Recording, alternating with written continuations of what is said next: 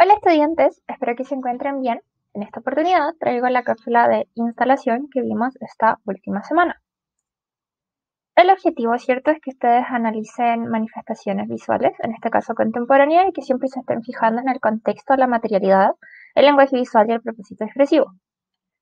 Recordamos brevemente cuál es la diferencia entre escultura e instalación, ¿cierto? Hablamos que la instalación se relaciona muchísimo con el espacio porque lo interviene y que las esculturas van a ser iguales en cualquier espacio, no necesariamente van a tener relación con el espacio que ocupan y por lo general tienen un carácter permanente, ¿ya? Recordar aquí el ejemplo que yo les di varias veces en clases de que si yo tomo una escultura, ¿cierto? Y me la llevo a mi patio, a mi casa, la escultura se va a mantener igual. Sin embargo, si yo me llevo una instalación a mi casa, la cosa cambiaría. Seguramente se necesitaría adaptar al espacio, ¿ya? Luego de esto hablamos sobre otras diferencias entre escultura e instalación, ¿ya? Principalmente la temporal, que las instalaciones, ¿cierto? Surgen alrededor del año 1970, ¿ya? Desde el 60 en adelante, pero tienen su boom en el 70, ¿ya? Desde el 70 al 80. Y pueden usar de nuevo diversos materiales con el énfasis en la experiencia conceptual, que es la idea que se quiere expresar, o sensorial, que es el ambiente, la sensación que yo que yo le quiero transmitir al espectador, ¿ya? Por escultura, por otra parte, ¿cierto? Conversamos de que se entendía como un volumen, algo que se modela, que se talla o que se esculpe. También conversamos sobre que esto no necesariamente es así, que también, por ejemplo, existen las esculturas blandas, que son textiles, ¿cierto? Pero en este caso igual sería un modelado textil, ¿ya? Y conversamos también sobre la diferencia temporal, ya que las manifestaciones escultóricas vienen de incluso antes de Cristo, ya particularmente desde el 4000 en adelante, pero que esta escultura que está aquí, que se llama Venus de Willendorf, está datada desde 24.000 años antes de Cristo, ¿ya? Entonces hay un espacio de tiempo muy, muy grande, ¿ya? Instalación entre los 70, ¿cierto? Y escultura desde antes de Cristo, ¿ya? Luego de esto, conversamos sobre precedentes de la instalación, ¿ya? Y esto atendiendo a los requerimientos que ustedes me hicieron en los cuestionarios, ¿cierto? Que yo les pedí que me respondieran. Muchos de ustedes querían saber de artistas más antiguos, más famosos, ¿ya? Entonces, precedentes, Marcel Chomp, ¿ya?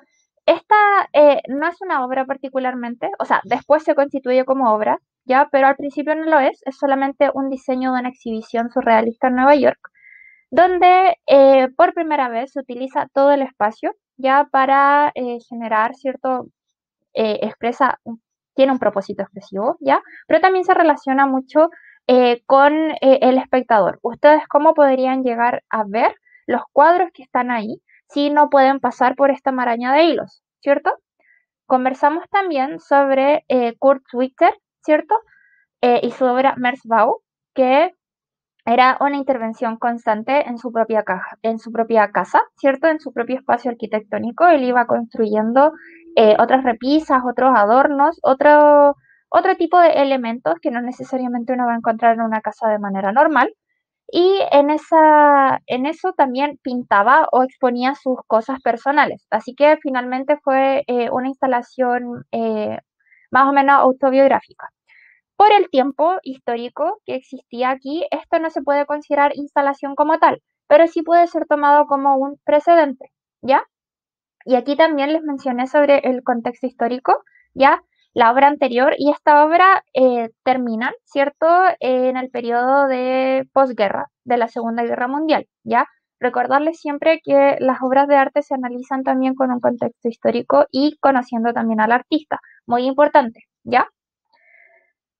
Entonces, de nuevo, ¿qué es la instalación? ¿Cierto? Un tipo de arte que nace alrededor de los años 70, ¿cierto? Donde el creador va a utilizar el medio para que, bueno, la va a construir con diversos materiales y con diversos objetos.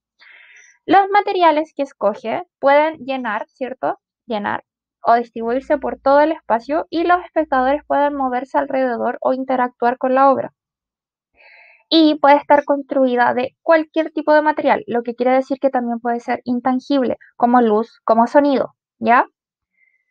Y, muy importante también, tiene un carácter efímero. Ya quiere decir que, a diferencia de la escultura, ¿cierto? La escultura se va a quedar ahí para siempre probablemente. La instalación no. Va a estar instalada un tiempo y luego se va a ir. Después jugamos rápidamente la segunda versión del juego, cuál es la instalación. Conversamos al respecto. Aquí hablamos sobre que la A era escultura, la B era instalación, ¿cierto? Porque en la B podíamos recorrer el espacio, porque si yo tomaba estas estructuras y la ponía en mi casa, seguramente iban a quedar muy distintas, ¿ya? Hicimos la misma reflexión con estas fotografías de acá. Quedamos en que la B era escultura, ¿cierto? Porque yo tenía que tomar distancia para poder apreciarla, ¿cierto? No puedo interactuar con ella de otra manera. Y en la A, por su parte, ¿cierto? La instalación tenía un propósito sensorial principalmente, ¿cierto? De una manera muy económica, hablamos sobre cómo el papel cubre estas paredes y el piso, y que si ustedes se imaginaban ahí iban a sentir el sonido, el crujir del papel, o si tocaban las paredes iban a sentir el relieve, ¿ya? Finalmente hablamos sobre que la B aquí era la instalación, una instalación textil en este caso, y que la A era una escultura, ¿cierto? Y esta escultura particularmente la pueden ver en el Parque Forestal, ¿ya? En la B, ¿cierto? Que era la instalación, que es la instalación, nos quedamos con la idea de que ustedes pueden literalmente transitar por la obra, estar en la obra. Aquí tenemos el ejemplo de una persona que de hecho está parada sobre la obra de arte, ¿ya? Luego de esto vimos un video muy cortito sobre instalación, ¿ya? Que nos explicaba más o menos cómo se puede reforzar el propósito expresivo utilizando objetos, música, lugar, luz, ¿ya? Súper recomendado si lo quieren ver, está puesto en la presentación.